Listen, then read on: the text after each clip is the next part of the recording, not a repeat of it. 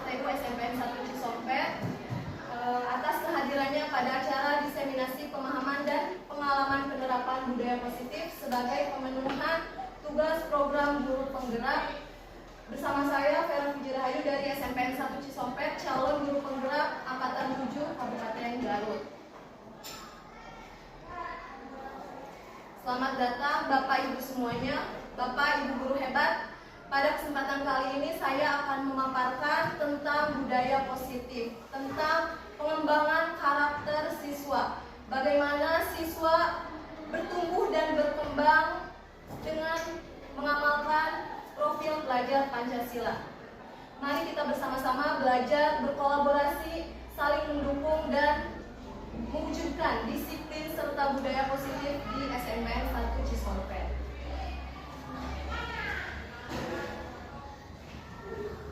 Pada modul budaya positif ini terdapat 7 konsep utama, diantaranya yaitu perubahan paradigma belajar, kemudian disiplin positif, kebutuhan dasar manusia, motivasi perilaku, posisi kontrol, keyakinan kelas, serta segitiga restitusi. Untuk materi yang pertama yaitu mengenai pembelajaran dengan paradigma baru. Apa itu pembelajaran paradigma baru? Pembelajaran paradigma baru merupakan pembelajaran berdasarkan prinsip pembelajaran berdiferensiasi, yaitu pembelajaran yang mengembangkan karakter atau bakat atau kebutuhan siswa, sehingga setiap siswa mampu belajar sesuai dengan kebutuhannya berdasarkan tahap perkembangannya untuk mewujudkan profil pelajar Pancasila. Dalam hal ini, kita sebagai guru memiliki kewajiban bagaimana menumbuh kembangkan bakat atau minat siswa sesuai dengan kebutuhannya. Untuk selanjutnya, disiplin. Nah, apa yang terbersit dalam benak Bapak Ibu saat mendengar kata disiplin? Apa itu disiplin? Apa? Disiplin ada suatu kepatuhan. Ya, kepatuhan adalah yang menunjukkan kepatuhan, mentaati segala aturan yang sudah berlaku. Mentaati segala aturan. Betul ya? Disiplin. Alhamdulillah dari Bapak Ibu tidak ada yang menjawab disiplin itu sebagai hukuman, karena disiplin sebenarnya bukan bersifat hukuman. Disiplin yang akan ditanamkan pada peserta didik pada pembelajaran kita adalah disiplin positif. Apa itu disiplin positif? Tapi sebelumnya kita bahas dulu apa yang dimaksud dengan disiplin. Nah, dalam budaya kita, kata disiplin cenderung dihubungkan dengan sebuah ketidaknyamanan. Ketika kita mendengarkan kita harus berdisiplin, masuk jam 7, kemudian pulang misalkan sesuai dengan jam pelajaran yang berlaku, maka mungkin ada sedikit ketidaknyamanan, betul tidak? Betul ya? Ada hal yang mungkin, kenapa ya harus seperti itu gitu aku nih. Harus tepat waktu. Ya seperti itu. Kenapa? Mungkin ada sebagian dari Bapak Ibu yang merasa dari kita sendiri tidak nyaman saat mendengar kata disiplin. Begitupun dengan siswa sama kadang kamu harus disiplin ya, ikuti aturan sekolah ya. Ya mungkin anak-anak kadang iya deh, kadang merasa nggak semangat seperti itu, atau merasa ada sesuatu yang harus diikuti seperti itu. Disiplin dimaknai sebagai sesuatu yang dilakukan seseorang pada orang lain untuk mendapatkan kepatuhan. Betul sekali tadi ya, untuk mendapatkan sebuah kepatuhan. Akan tetapi Bapak Ibu, tujuan kita sebagai pendidik atau sebagai seorang guru adalah untuk menciptakan anak-anak yang memiliki disiplin diri. Apa itu disiplin diri? Disiplin yang berasal dari diri sendiri, bukan berasal dari misalkan karena kita harus masuk jam 7 karena itu suruhan Bapak Ibu guru misalnya.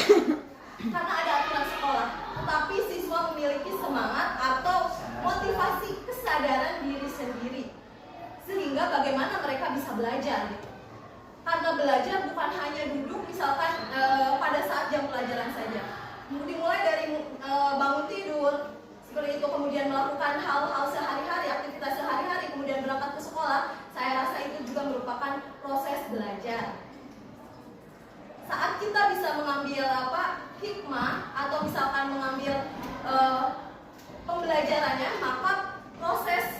dilakukan kita dari bangun tidur sampai kita misalkan mau tidur lagi, itu semuanya adalah proses belajar. Maka ketika siswa sudah memiliki motivasi diri atau kesadaran diri untuk melakukan disiplin diri, maka proses pembelajaran akan lebih mudah untuk dilakukan. Seperti itu. Di sini dituliskan bahwa pada siswa yang memiliki nilai-nilai kebajikan akan memiliki motivasi intrinsik, ya, bukan motivasi ekstrinsik. Motivasi ekstrinsik seperti tadi, misalkan takut akan hukuman, seperti itu, patuh pada peraturan. Nah, di sini disiplin positif merupakan salah satu cara penerapan disiplin yang bertujuan untuk menumbuhkan kesadaran serta memberdayakan anak untuk melakukan sesuatu tanpa iming-iming reward atau penghargaan, ingin dipuji misalkan. Kadang kan ada anak yang misalkan ingin datang pagi-pagi atau misalkan cepat mengumpulkan tugas, itu ingin dapat nilai 100. Rata-rata kan seperti itu gitu. Atau kalau tidak seperti itu, mungkin mengumpulkan tugasnya, anak-anak itu berpikiran bisa dihukum, bisa disisilah ibu misalkan, atau takut ada penghukuman dari guru. Nah, disiplin diri yang berusaha kita terapkan adalah siswa yang memiliki kesadaran diri sendiri tersendiri. Selanjutnya kita ke kebutuhan dasar manusia. Kebutuhan dasar manusia ada 5, yaitu pertama kebutuhan bertahan hidup, kemudian kasih sayang dan rasa diterima, penguasaan, kebebasan, serta kesenangan. Apa saja itu? Kita lihat di sini ada yang pertama bertahan hidup.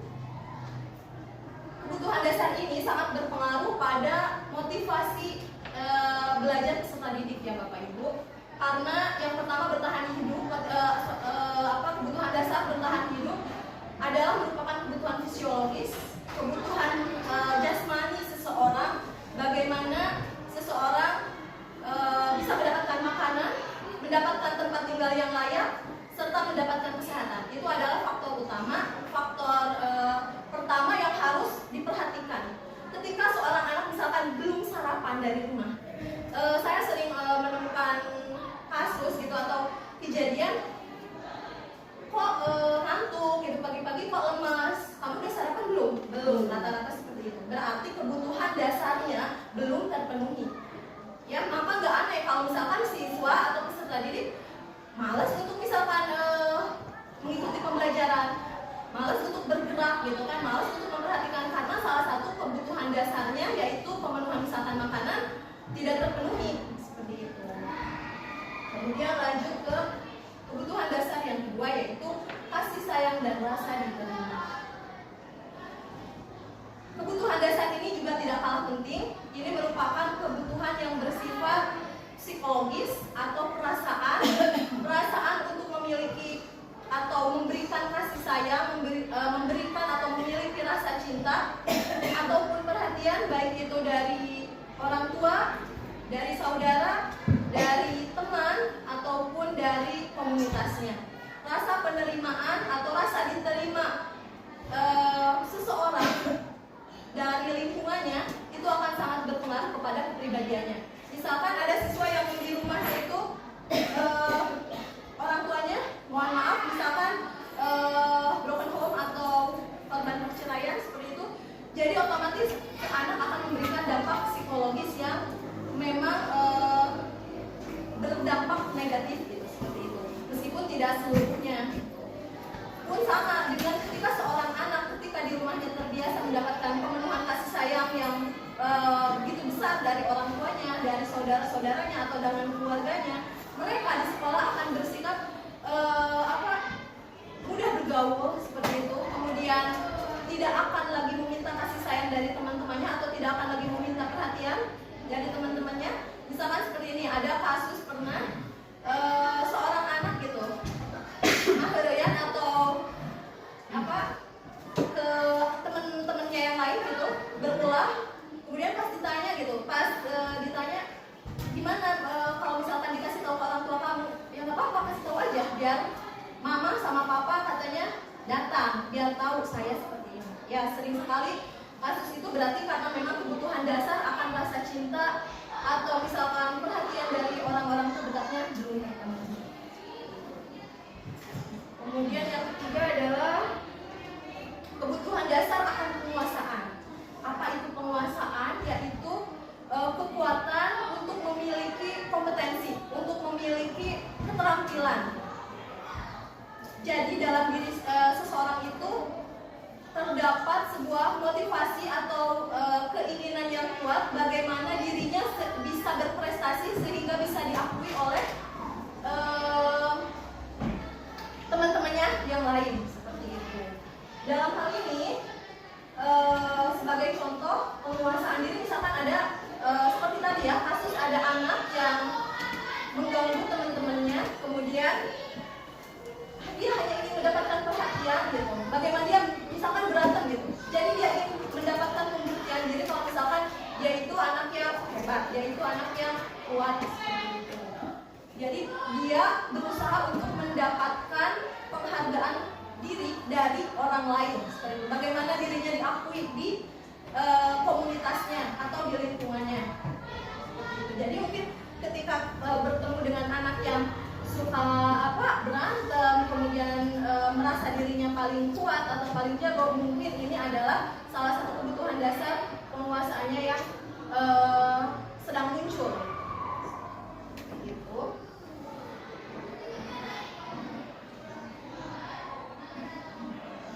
Kemudian kebutuhan dasar akan kebebasan. Ya, betul sekali ya, karena manusia itu adalah makhluk yang mendambakan sebuah kebebasan.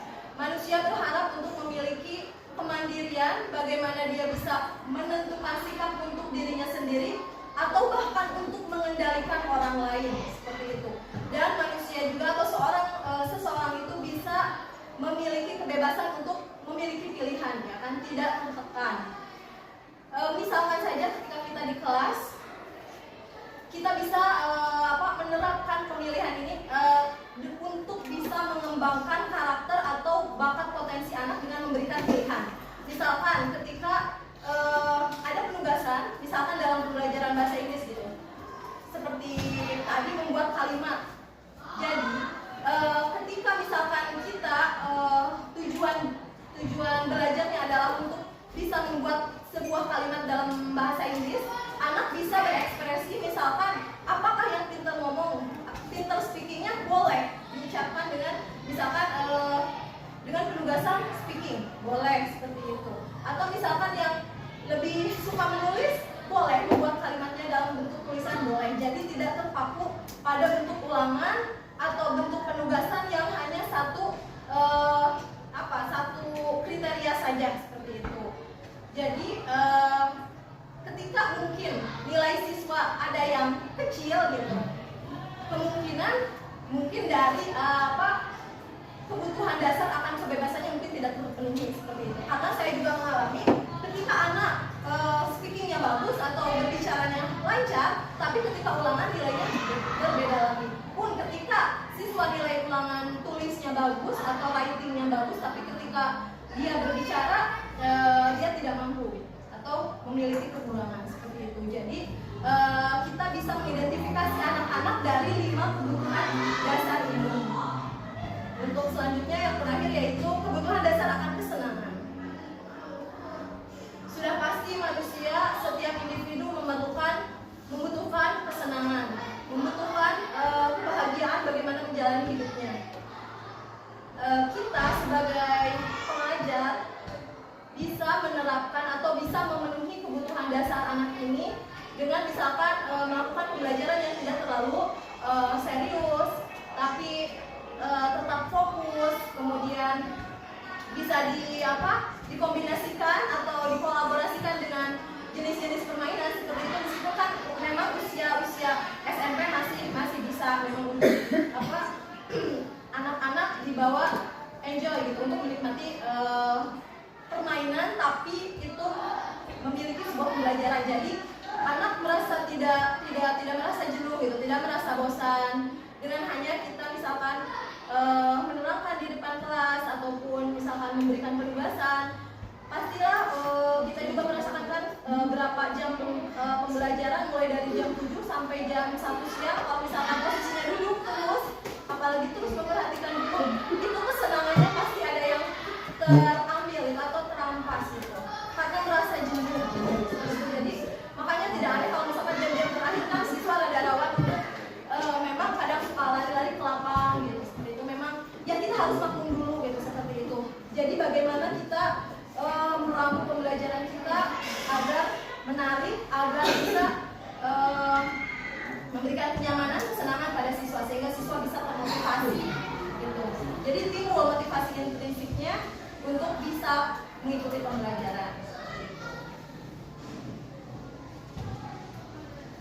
Kemudian ini motivasi perilaku manusia.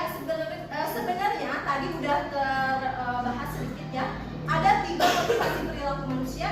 Yang pertama yaitu untuk menghindari hukuman atau ketidaknyamanan. Kemudian yang kedua adalah untuk mendapatkan imbalan atau hadiah atau berupa penghargaan dari orang lain, baik itu misalkan pujian atau misalkan mendapatkan posisi ranking seperti itu. Itu termasuk motivasi ekstrinsik atau motivasi yang datang dari luar diri seseorang. Untuk yang ketiga yaitu motivasi untuk menjadi yang saya inginkan, hanya menjadi yang saya inginkan saja gitu, dan menghargai diri sendiri dengan nilai-nilai yang mereka percaya. Ketika siswa sudah memiliki tujuan sendiri, telah memiliki keinginan sendiri, memiliki harapan, maka apa yang diperbuatnya, apa yang dijalankannya tidak akan pernah terdistrak atau terganggu dengan hal-hal lain. Ada atau tidak ada guru, siswa akan tetap di kelas, ya. Siswa akan tetap mengikuti pembelajaran ketika memiliki motivasi diri atau motivasi intrinsik seperti itu. Berbeda ketika misalkan takut akan hukuman, guru keluar, siswa pun ikut keluar seperti itu. Pun ketika ingin mendapatkan pujian, ketika suatu saat tidak mendapatkan pujian atau misalkan rankingnya turun, ya biasanya siswa kadang ada kecewa kan, kecewa gitu ketika misalkan ketika suatu saat biasanya dia mendapatkan pujian dari gurunya, kemudian suatu saat dia tidak mendapatkan, kadang itu memang bisa menurunkan motivasi belajarnya. Gak apa-apa lah, ada sekarang mah sudah si A misalkan yang bagusnya, saya mah diem aja, kadang ada yang seperti itu. Jadi bukan malah naik motivasinya, tapi kebanyakan yang turun. Seperti itu. Ini hukuman dan penghargaan ini akan masuk ke konsep hukuman dengan identitas gama. Mungkin sebenarnya kita awalnya saya sama juga berpikir ketika memberikan reward atau memberikan hadiah, pujian kepada anak itu akan bisa memberikan dampak positif. Memang kita bukan berarti kita harus flat saja atau datar-datar saja. Kita tidak memberikan hadiah, kita tidak memberikan penghargaan, apresiasi, bukan seperti itu, tapi dalam bentuk yang sewajarnya dan tidak berlebihan. Serta yang terpenting adalah harus melakukan validasi ke siswa yang mendapatkan apresiasi tersebut, atau pun kepada siswa yang misalkan belum berhasil. Misalkan ya nilainya tuh kan misalkan ada yang dapat nilai 100, jadi yang diperhatikan itu bukan cuma yang dapat nilai 100, ya. Bagaimana kita bisa menjaga motivasi intrinsik anak yang memang berpotensi atau memiliki bakat pada mata pelajaran kita, tetapi kita pun harus menghargai dan terus mengangkat atau meningkatkan motivasi anak yang memang mungkin belum muncul bakatnya atau karakternya pada mata pelajaran yang kita ambil seperti itu.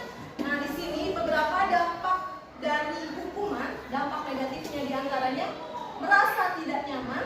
Jadi siswa ketika diberikan hukuman otomatis kan ada rasa tidak nyaman. Apalagi siswa yang siswa milenial, siswa generasi Z saat ini ketika diberi hukuman, mungkin bisa kalau hukumannya seperti zaman sekolah dulu ya kan, ada kayak push up seperti itu, kayaknya sepertinya pingsan gitu, atau misalkan mungkin dendam, di make viral gitu, di diviralkan gitu, seperti itu. Kadang kan itu rasa ketidaknyamanan dari seorang anak gitu. Kemudian mereka juga bisa merasakan takut, merasakan hal yang menyakitkan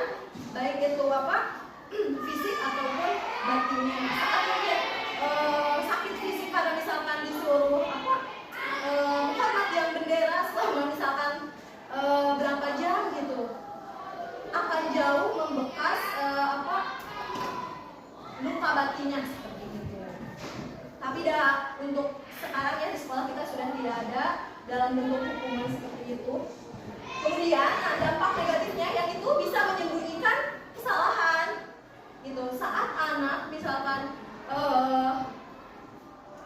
mencontek ataupun misalkan melakukan hal-hal negatif lainnya, perilaku negatif lainnya, anak akan bersembunyi gitu dari kesalahannya karena takut akan hukuman yang diberlakukan tersebut.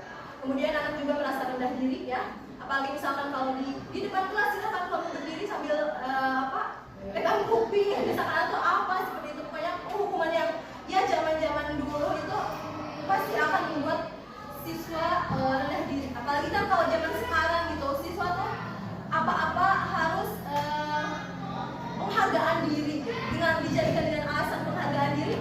Jadi ketika ada upaya dari orang lain, kadang mereka tidak menerima gitu. Kadang mereka hanya ingin saya yang dihargai, hanya ingin saya yang dipahami seperti itu. Makanya kita harus sebagai guru pintar-pintar bagaimana menimbulkan atau meningkatkan motivasi intrinsik. Pun sama dengan penghargaan, Bapak Ibu akan memberikan ketidakefektifan.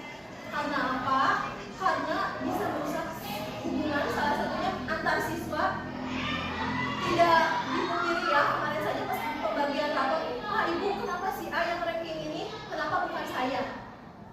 Ya Ibu nggak bisa jawab, lihat kualitas belajar kamu kayak seperti itu. Jadi intinya kadang ada, Bu si itu, si pintar, kadang gitu kan. Kadang yang misalkan yang memang memiliki bakat seperti itu, bakat kognitif ya, ranking 1 misalkan kadang-kadang agak ini sama siswa yang lain, Bu itu mah ada ranking 1 misalkan, atau seperti itu. Jadi adanya kecemburuan sosial seperti itu ketika penghargaannya mungkin berlebihan. Tetapi ketika kita mampu memvalidasi sikap atau memvalidasi keadaan, menjelaskan dengan bijak maksud rankingan yang sebenarnya itu apa sih? Gitu. Jadi ke anak yang misalkan kognitifnya atau misalkan belum bakatnya belum timbul pun kita harus bisa gitu meningkatkan bagaimana mengajak mereka, memotivasi diri mereka. Gak apa-apa kok kamu mungkin gak jago matematik, gak jago bahasa Inggris, tapi kamu bisa main bola kan, tapi kamu bisa renang dengan cepat kan. Temukan bakat kamu, temukan potensi kamu, apa kelebihan kamu, dan jangan berkecil hati gitu. Saat kamu misalkan mendapatkan nilai di mata pelajaran yang satu misalkan kecil, kamu masih punya bakat yang lainnya seperti itu. Jadi yakinkan anak-anak kita, mereka bisa gitu. Kalau misalkan bakat, minat seseorang itu berbeda-beda. Kemudian juga penghargaan bisa menghukum ya, seperti yang tadi sudah dijelaskan, menghukum dengan sistem ranking serta merampas hak menghargai diri. Seperti yang tadi saya katakan. Jadi takutnya ketika kita menerapkan terlalu mengapresiasi siswa yang memiliki bakat atau potensi yang muncul di mata pelajaran kita, maka anak yang lain merasa minder, merasa rendah diri, merasa saya gak mampu nih, udah pen. Sering saya temui celotehan anak-anak itu, udah kita bisa bahasa Inggris, gak mas ada seorang Inggris gitu. Itu ya Pak, gitu. Jadi kamu kan datang ke sini mau ngapain? Mau sekolah kegiatannya apa? Belajar. Kamu sedang belajar gitu. Jangan malah kamu gak bisa, kamu malas ikut. Jangan malah kamu memang belum bisa tapi kamu lolos. Gitu. Kita di sini belajar gak apa-apa. Kalau misalkan bisa, orang lain bisa lebih cepat, gitu. Kemampuannya lebih cepat dari kamu, it's never mind gitu. Tidak apa-apa. Kamu punya mungkin kamu bukan di sini, tapi kamu harus terus belajar memperbaiki diri. Bagaimana kamu pun bisa gitu dalam pembelajaran bahasa Inggris seperti itu. Pun sama dengan pelajaran-pelajaran yang lainnya. Jadi intinya kita harus berusaha memvalidasi dan meyakinkan siswa bahwa setiap orang itu memiliki bakat dan potensi yang berbeda. Jadi kita tidak berhak menghakimi si A si B bodoh, si A si B bangor, si A si B nakal. Tapi kita berusaha memvalidasi, meyakinkan mereka untuk mereka bisa terus berbuat baik, bisa terus menggali potensi dirinya masing-masing. Untuk selanjutnya adalah konsep hubungan dengan identitas sukses. Itu penerapan konsekuensi dan restitusi.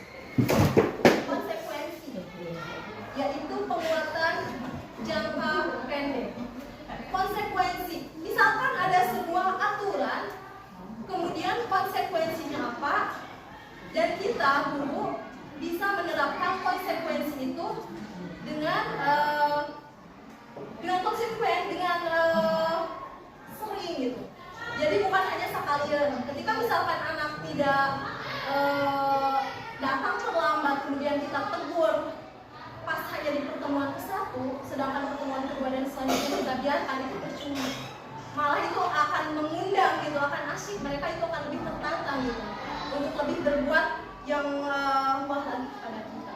Jadi intinya kita harus konsekuen, kita harus memperlakukan setiap, intinya memberikan keteladanan lah. Ketika kita berperilaku A, kita meyakini perilaku tersebut baik, positif, maka kita jalankan dengan terus gitu, dengan ya meskipun memang tantangan di luar, atau misalkan anak tuh belum jerak gitu, ada tengaruh misalkan candi amak magerek baru daftar, memang mungkin ada yang seperti itu.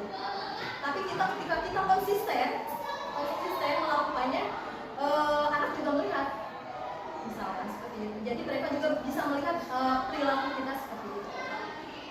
Kemudian ada monitoring berkelanjutan. Ya, dalam konsekuensi harus ada monitoring berkelanjutan dari semua pihak, bukan dari cuma satu guru saja, bukan cuma dari lokasi kesiswaan ataupun misalkan pembina OSIS ataupun lokasi pembinaan, tapi dari semua pihak, semua kalangan. Jadi harus ada monitoring yang memang konsisten dilakukan. Kemudian adanya stimulus dan respon. Ya pasti ketika ada aturan ada konsekuensinya. Ketika tidak mematuhi peraturan, maka seperti apa gitu dampaknya buat dirinya, bukan hukumannya tapi dampak. Ketika kamu misalkan datang terlambat ke sekolah, konsekuensinya apa ya, dampaknya apa? Berarti dampaknya kamu ketinggalan belajar, yang lain udah belajar banyak, kamu baru mau gitu kan, seperti itu. Kemudian murid bisa menghormati peraturan, dan selanjutnya kehilangan waktu untuk mengurangi kesalahan. Itu beberapa dampak konsekuensi. Selanjutnya restitusi.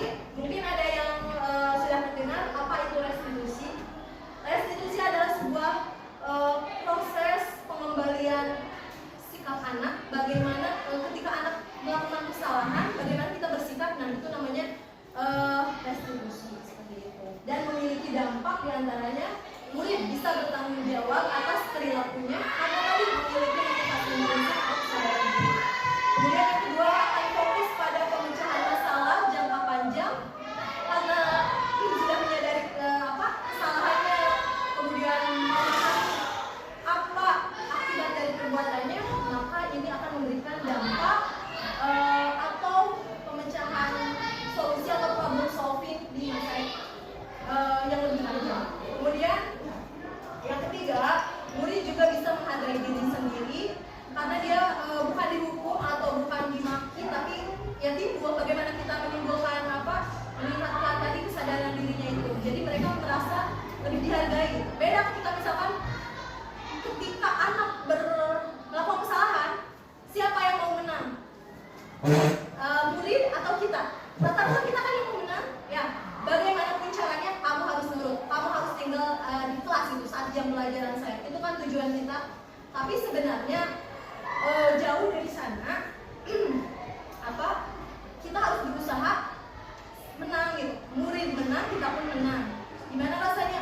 Gimana caranya? Yaitu dengan tadi memvalidasi atau menjelaskan gitu.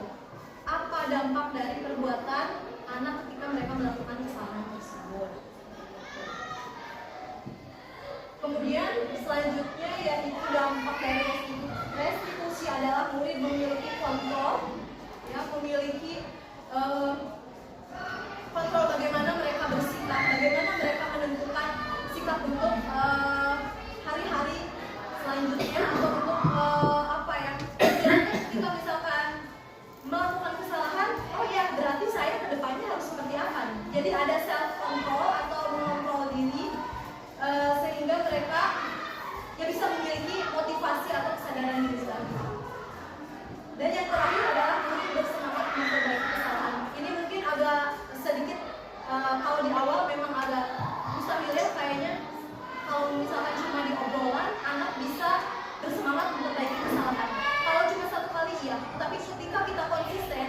perilaku kita, dengan membudayakan perilaku positif, minimal pada diri kita sendiri, gitu. Orang lain pun akan melihat, gitu. Orang lain akan menghargai, pun sama anak-anak gitu. Anak-anak akan melihat 1-2 kali mungkin tidak dapat gitu poinnya, tapi mungkin ketika kita continue, ketika kita konsisten melaksanakannya, saya yakin mereka bisa memiliki semangat untuk memperbaiki kesalahannya sendiri. Ini tadi yang dimaksud dengan restitusi. Restitusi adalah sebuah konsep penanaman disiplin positif pada murid. Restitusi menciptakan kondisi bagi murid untuk memperbaiki kesalahan mereka, sehingga mereka bisa kembali pada kelompok mereka dengan karakter yang lebih kuat. Jadi saat anak misalkan melakukan kesalahan, berusaha menunjukkan perbuatan kamu itu salah gitu, tapi dengan tidak langsung menjudge atau menghakimi, tapi ditanya dulu motivasi atau alasannya kamu melakukan kesalahan tersebut apa? Apakah mungkin dari 5 kebutuhan dasar tadi yang tidak terpenuhi, misalkan apakah dia merebut atau mencuri makanan temennya gitu, apakah mereka karena memang belum sarapan, ataukah memang mungkin ada kekurangan kasih sayang dari orang tua ataupun dari keluarganya. Jadi kita validasi dulu apa gitu yang memotivasi anak tersebut untuk melakukan kesalahan. Ditanya dulu, kenapa kamu berbuat seperti itu, apa alasannya, baru kemudian kita tanya, perbuatan kamu ini benar atau salah, dan kita bisa menggiring mereka untuk mereka menemukan motivasi diri. Ciri-ciri restitusi pertama, bukan untuk menebus kesalahan, ya. Misalkan ketika seorang anak tidak mengerjakan PR atau tidak mengerjakan tugas, rata-rata seperti itu kan, tidak mengerjakan tugas, kemudian kita ganti dengan tugas yang lain, atau misalkan menghukumnya ya seperti itu, atau ketika anak terlambat kita suruh tunggu di luar, bukan seperti itu. Tapi untuk belajar dari kesalahan, bagaimana menuntut mereka untuk bisa tahu gitu, oh perbuatan saya itu salah gitu, dan saya tidak boleh melakukannya lagi. Kemudian memperbaiki hubungan antara guru dan siswa. Ketika kita memarahi siswa, atau misalkan siswa merasa takut dengan kita, mungkin itu sudah terjadi hubungan yang tidak baik gitu antara kita dan siswa. Jadi diusahakan kita selalu membangun hubungan baik sehingga kita bisa heart to heart atau dari hati ke hati gitu sama mereka. Jadi pesan yang ingin kita sampaikan mereka bisa mengerti gitu, seperti itu. Jadi ketika ada gap atau ketika ada penghalang, seorang anak merasa takut sama kita, bukan berarti tidak hormat, tapi merasa takut sama ibu itu karena galak deh, misalkan sama guru bahasa Inggris misalkan galak, itu sudah hubungannya sudah berarti motivasi untuk belajarnya pun sudah pasti hilang. Kemudian restitusi juga merupakan sebuah tawaran, bukan paksaan. Tawaran apa? Tapi tawaran untuk bisa menawarkan ini loh jalan yang baik, ini loh langkah yang sebaiknya kamu lakukan, bukan malah melakukan kesalahan itu. Jadi kita tawarkan, bukan kita langsung memaksa gitu. Kamu harus ini karena kamu melakukan itu misalkan seperti itu. Tapi kalimatnya berupa menawarkan. Selanjutnya yaitu proses menuntun untuk melihat ke dalam diri. Jadi bagaimana introspeksi diri, bagaimana murid atau anak bisa melihat apa motivasinya atau apa yang akan mereka dapatkan ketika mereka melakukan kesalahan tersebut. Kemudian yang kelima adalah mencari kebutuhan dasar yang mendasari tindakan. Seperti tadi alasan kenapa murid berbuat sesuatu. Kemudian yang terakhir adalah fokus pada solusi dan menguatkan karakter. Ini yang terpenting, memvalidasi ya, dan memberikan solusi, mengarahkan ini. Kalau misalkan ada anak yang kesiangan, kemudian ditanya apa alasannya, saya tadi malam begadang dulu nonton, main HP. Kemarin ketemu kasus yang seperti itu gitu, ditanya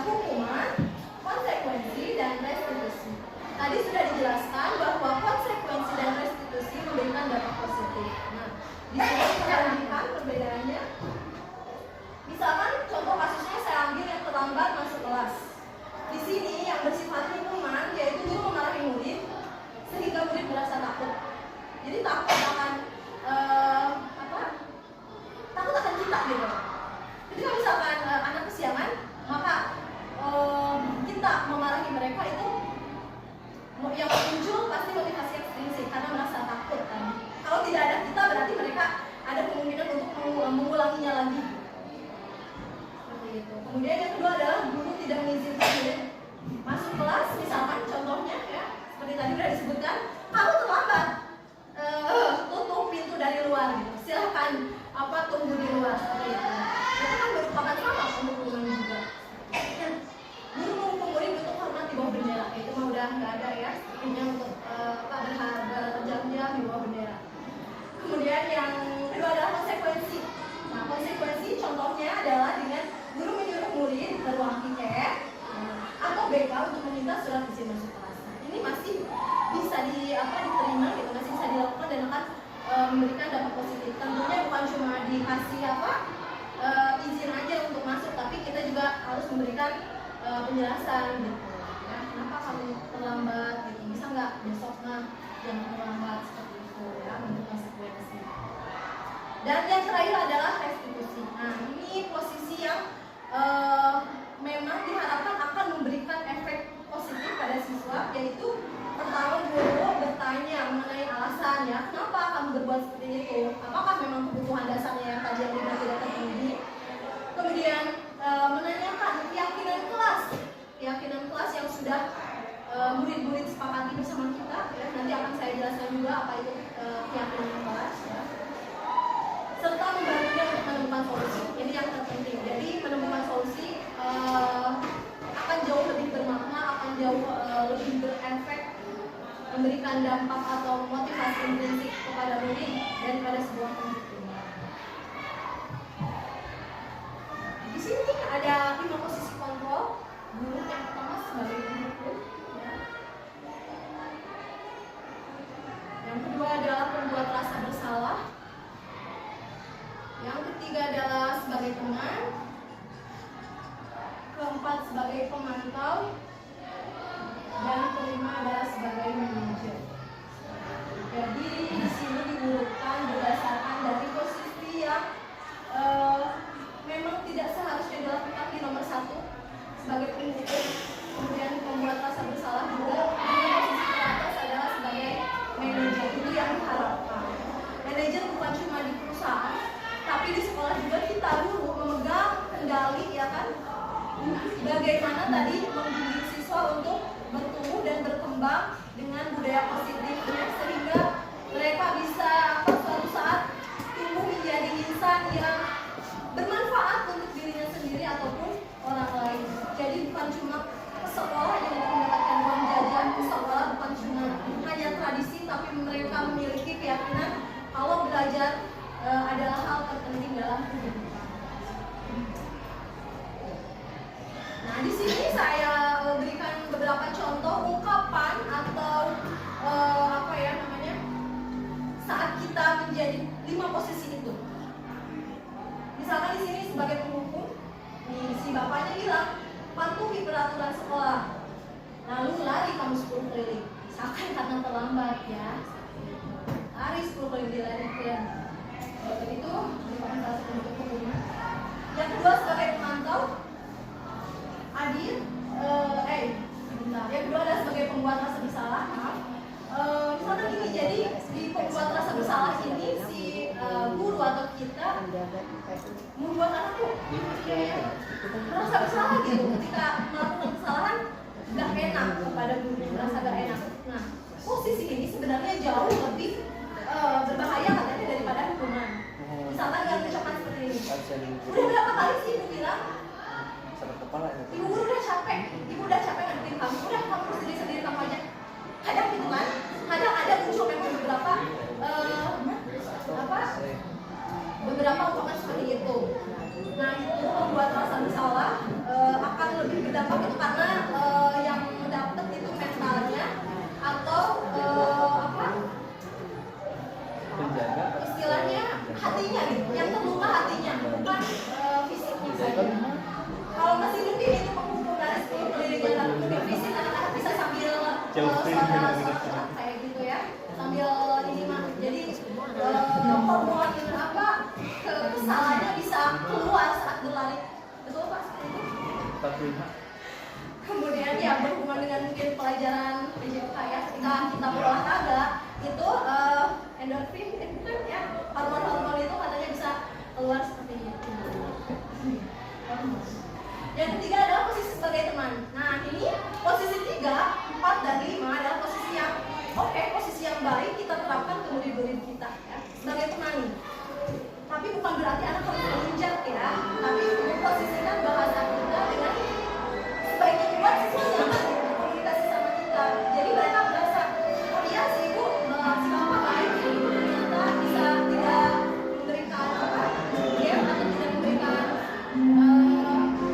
halang gitu, tidak memberikan batas istilahnya.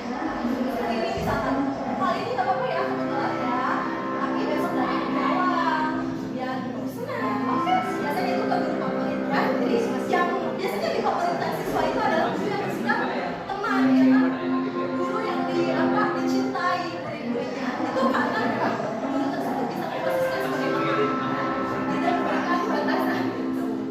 Seperti itu. Kemudian yang keempat sebagai pemantau. Nah ini agak lebih bijak gitu, karena seperti ini katanya. Adit kamu sudah melanggar peraturan, tahu konsekuensinya kan? Jadi dibalikin lagi ke konsekuensi. Ketika kamu misalkan nggak mematuhi peraturan atau nggak memenuhi keyakinan kelas, konsekuensinya apa? Jadi lebih ke sering memantau gitu. Jadi apa-apa yang dilakukan siswa diperhatikan. Ini posisi yang baik juga gitu. Jadi lebih ke perhatiannya berlebih gitu. Memberikan perhatian yang lebih kepada siswa, bagaimana siswa berperilaku. Dan yang terakhir adalah sebagai manajer. Ini adalah posisi yang paling diharapkan. Misalkan begini, Titi, kamu tahu kesalahan kamu apa? Tahu, aku di dalam kelas seperti kejadian di kelas 7 waktu itu. Lalu akibat perbuatan kamu apa? Ya bu, saya ketinggalan belajar, katanya orang lain nulis, saya ketinggalan seperti itu. Jadi pernah ada kasus, pernah ada kejadian siswa malah makan gitu, yang lain kan kerja, yang lain belajar, tapi dia ketinggalan. Ditanya apa konsekuensinya atau akibat dari perbuatannya itu, dan kemudian kita bimbing bagaimana siswa tersebut menemukan solusinya. Nah sekarang Bapak Ibu kita main tebak-tebakan ya, biar nggak ngantuk. Kayaknya udah agak-agak ngantuk ya. Ini kita tebak-tebakannya. Jadi posisi apa? Masih ingat nggak tadi 5 posisi kontrol? Masih. Oke, sebutkan yang pertama. Penghukum. Oke. Yang kedua. Buat rasa bersalah. Terima kasih. Yang ketiga. Sebagai teman. Oke. Yang keempat. Pemantau. Dan yang terakhir. Nah silakan Bapak Ibu tebak posisi apakah ini. Dari sini ya Bapak Ibu. Ya ceritanya. Tapi ini aja satu ya. Ini posisi yang berbeda dengan yang tadi ya. Jadi kita simak kira-kira apa posisi guru ini.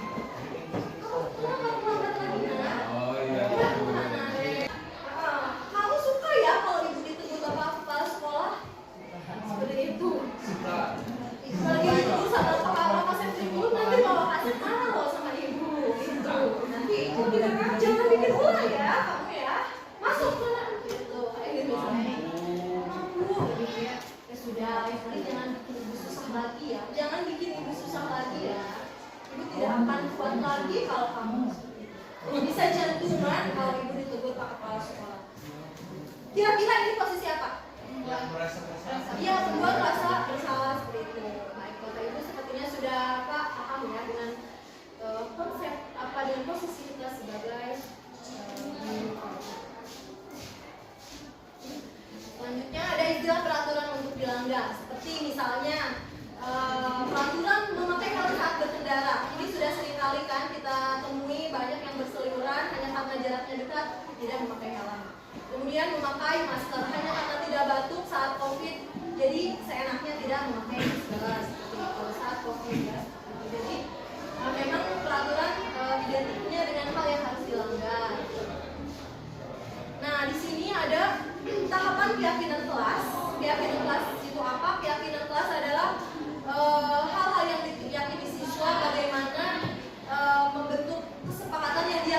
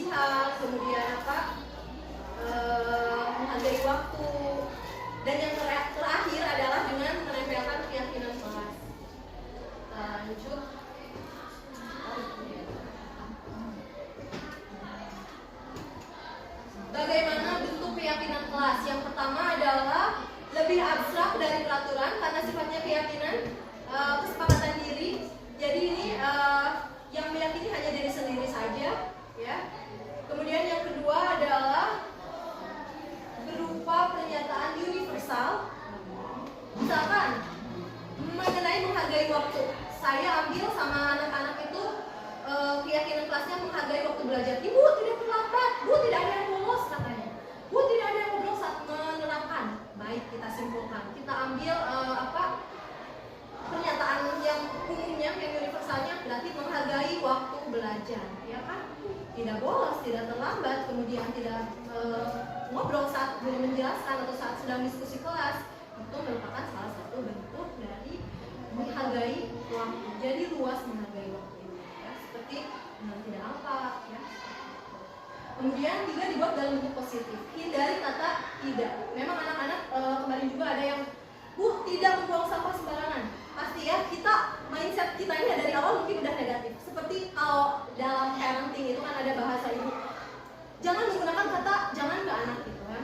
Kata memang sebenarnya itu tidak sepenuhnya harus telan mentah-mentah.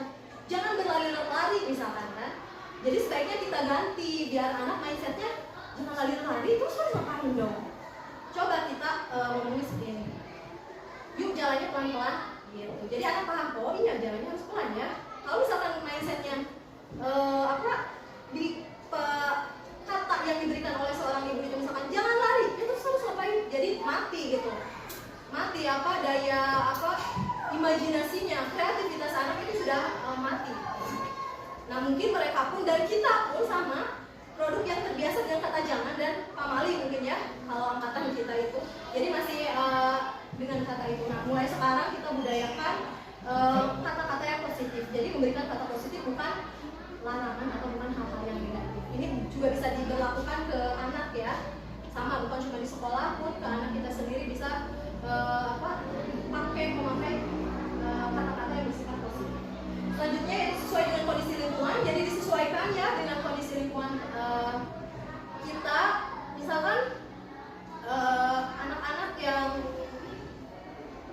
ini contoh dari teman saya ketika misalkan dia ada yang mengajar di Aceh, kondisi ketika kan kalau di kita sepatu itu harus sesuatu keharusan bersepatu. Nah kalau di sana katanya udah sekolah pun udah syukur. Jadi ada yang pakai sandal, ada yang nggak pakai alas kaki pun tidak apa-apa. Jadi tetap disesuaikan dengan kondisi lingkungan ya, kita. Dan tentunya karakter anak-anak ya. Kemudian yang kelima adalah melibatkan semua pihak ya. Semua pihak itu apa? Anak-anak juga dilibatkan dalam pembuatan keyakinan kelas itu. Tidak bukan hanya kita. Saya kemarin ngasih keyakinan kelas anak sok kalian sendiri. Kalian mau seperti apa? Jadi mereka lebih bisa menerima. Ini kan hasil kesepakatan kalian. Oh iya. Kemudian yang keenam adalah sedikit saja agar mudah diingat. Jadi jangan banyak-banyak seperti peraturan yang susah dibaca itu ya. 1-20 poin ketika saya sekolah dulu susah menghafalnya gitu. Bersepatu misalkan sepatu hitam gitu, banyak sekali peraturannya. Jadi dalam keyakinan kelas ini hanya beberapa poin saja Bapak Ibu. Selanjutnya adalah lalu bagaimana jika murid berbuat kesalahan? Sudah tadi dibahas sedikit, adalah menerapkan restitusi. Ya, mungkin ini yang harus disimpan di istilahnya buku catatan kita ya sebagai guru biar nggak lupa lagi. Restitusi adalah menciptakan kondisi bagi murid untuk memperbaiki kesalahannya dengan meningkatkan, dengan menimbulkan kesadaran diri sehingga mereka bisa kembali pada kelompok mereka dengan keyakinan yang lebih kuat. Udah ya, tadi sebenarnya ini. Restitusi itu bukan sebuah penebusan kesalahan untuk mengganti, misalkan harus menghormat bendera kayak tadi, atau misalkan harus di suruh dipusat atau disuruh menulis berapa lembar, bukan juga sebuah paksaan karena ini ada tawar menawar antara guru dan murid ya. Jadi nggak bisa siapa yang menang. Jadi usahakan kita menang, mereka pun merasa senang. Ibaratnya berjualan gitu, bertransaksi. Ketika kita mempromosikan peraturan atau bukan peraturan, budaya positif, mereka juga bisa menerima dengan baik. Jadi ada tawar menawar. Kemudian yang ketiga adalah fokus pada solusi, memberikan solusi anak. Jadi bukan solusinya bukan dari kita, tapi dari anak.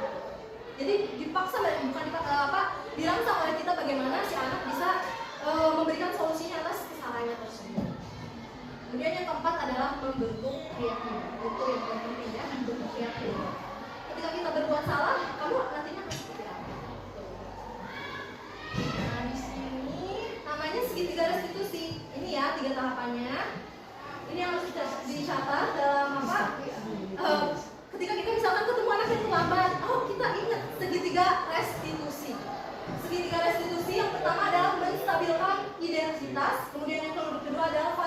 tindakan salah, dan yang terakhir menanyakan keyakinan. Yang pertama dulu kestabilan identitas, kita bisa pahami dulu. Ketika anak misalkan kesiangan, bukan merasa takut, tapi kita pahami. Iya ya, ibu pun sama loh, pernah terlambat. Ya, semua orang pasti berbuat kesalahan seperti itu. Setiap orang pasti pernah melakukan kesalahan, jadi tenang dulu ya. Nah, lalu apa langkah selanjutnya? Kita coba cari apa gitu motif kesalahannya, misalkan seperti ini. Kamu tahu kan? Kamu tentu punya alasan mengapa kamu melakukan hal tersebut. Jadi dicari alasannya. Kemudian apakah ada cara lain yang lebih efektif gitu? Misalkan ketika anak saling mengganggu gitu, untuk mendapatkan perhatian, ada nggak cara yang lebih efektif, cara yang lebih elegan biar teman kamu memperhatikan kamu, bukan malah menyakiti teman kamu. Kemudian yang ketiga adalah menanyakan keyakinan kelas. Menanyakan keyakinan kelas apa yang telah kamu sepakati, apa solusi dari kesalahanmu, serta kamu someday atau suatu saat ingin jadi seperti apa. Saya selalu bertanya seperti itu di awal. Kamu itu ke sekolah untuk apa sih? Udah kebayang nggak 10 tahun, 15 tahun ke depan seperti apa? Nah, seperti itu kalau katanya kalau jadi Power Ranger. Anak-anak sekarang gitu, jadi Power Rangers. Oh, ada Power Rangers misalkan nih. Terus dikejar gitu. Jadi ada proses seperti itu. Bagaimana kamu bisa mencapainya dan selanjutnya? Di sini ada contoh penerapan segitiga restitusi. Ini sebenarnya kejadiannya terjadi, cuma direka ulang istilahnya. Karena tidak mungkin kan kalau ketika terjadi, ya ambil mana? Itu yang nggak selalu konflik. Jadi skenario kasusnya Rafael, ya siswa kelas 7B terlambat masuk kelas karena dia belajar bahasa Inggris. Setelah melalui tahapan segitiga restitusi, ternyata saat Rafael terlambat adalah kata begadang pas musim Piala Dunia. Lalu dia sadar, oh ya bu, begadang gitu. Terus saya tanya-tanya, kemudian dia akhirnya bisa memberikan solusi. Baik, kayaknya saya harus ini ya bu, nontonnya kayaknya malam minggu aja gitu. Udah ya, karena kan tugas utama kamu apa? Belajar kan. Kalau misalkan Piala Dunia itu masih bisa diulang loh, masih bisa nonton apanya, yang ulangnya gitu. Kalau misalkan ini belajar, kamu ketinggalan sekali ya udah bye-bye gitu. Ketinggalan udah. Oh iya ya bu, gitu. Jadi intinya kita terus bisa bergaining lah istilahnya, apa menawar sama anak. Bagaimana bisa menemukan solusinya sendiri.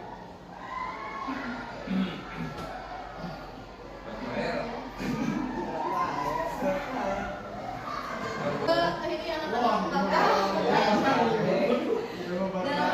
saya sebenarnya ini mereka enak gitu untuk didengar percakapannya gitu. Jadi sepertinya memang keluar dari hati. Ya memang tadi setting mau merambalin apa? Gimana tuh di setting asli gimana? Asli memang banget.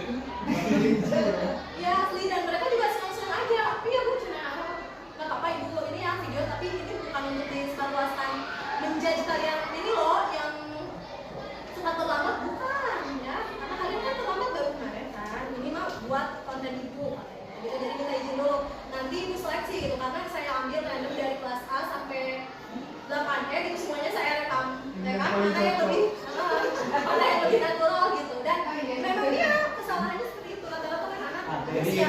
Baik Bapak Ibu, terima kasih atas partisipasinya. Semoga penerapan pemahaman budaya positif ini bisa memberikan kebermanfaatan dari diri saya sendiri.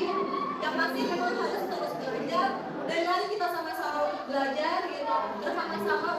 Kita tidak kita untuk terus mempelajari hal-hal baru, bagaimana menumbuh-kembangkan anak-anak kita untuk memiliki karakter dan perilaku yang positif, sehingga proses belajar mengajar yang kita lakukan akan benar-benar memberikan dampak yang memang sesuai dengan tujuan pendidikan, yaitu profil belajar manusia. Terima kasih atas waktunya. Bila ini taufiq wal hidayah. Wassalamualaikum warahmatullahi wabarakatuh.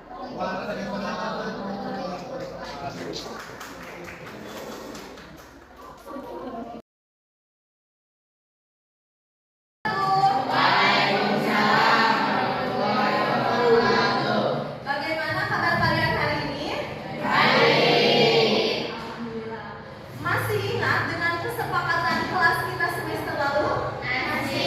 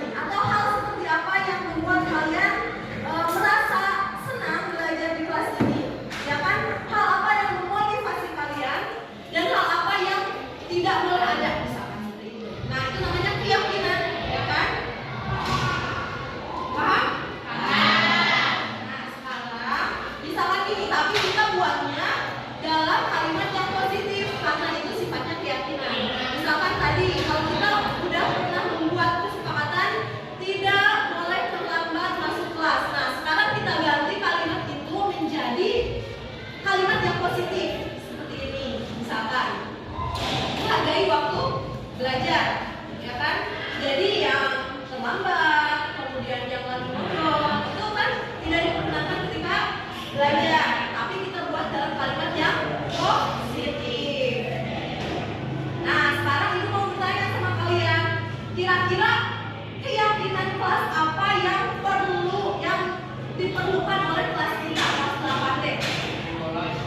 Ya, jangan bolos. Artinya menghargai waktu belajar. Sepakat semuanya? Sepakat. Oke, silakan ditulis.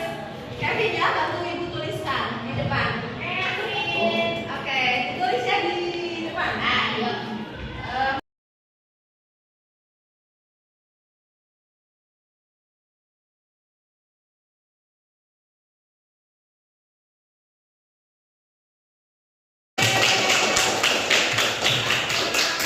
Sekarang apa lagi ya yang diperlukan kelas kita? Kebersihan. Kebersihan. Nah, kira-kira kalimatnya apa? Ya, apa Dinda? Menjaga kebersihan kelas. Setuju, sepakat semuanya? Oke, terima kasih. Sekarang siapa yang mau membantu ibu? Meila? Oke, ini aja deh.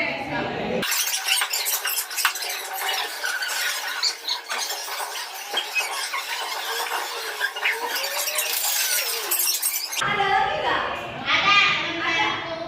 Membantu. Teman. Ya, berarti apa ya? Menjaga pertemanan. Termasuk tidak saling membantu. Bukan termasuk tidak saling membunuh.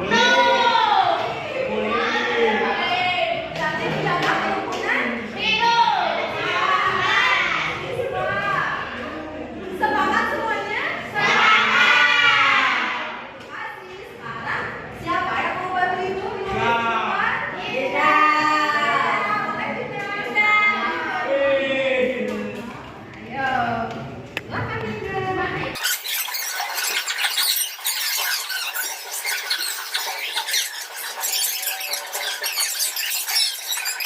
Ada lagi nggak? Ada apa? Ayo apa? Sampai dulu. Data, ya tidak terlambat, betul sekali. Tapi kita menghargai waktu belajar. Sepakat semuanya? Sepakat? Terima kasih.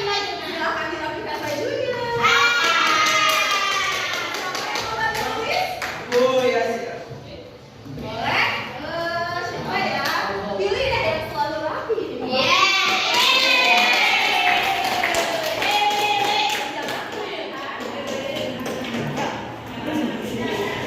Berpakaian berarti berpakaian rapi dan apa-apa ini Mas tadi ya. Habis main. Iya, gitu selalu rapi ya.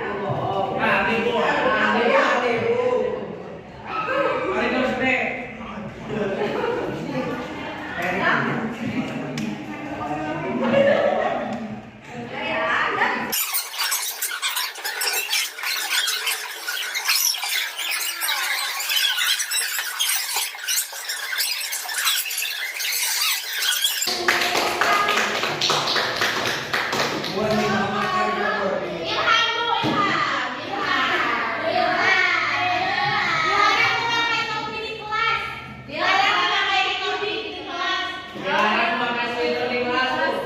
Nah, itu berpakaian berarti dari ya, masuk itu bisa. Bisa. Boleh Pak? Oh, ya. Iya.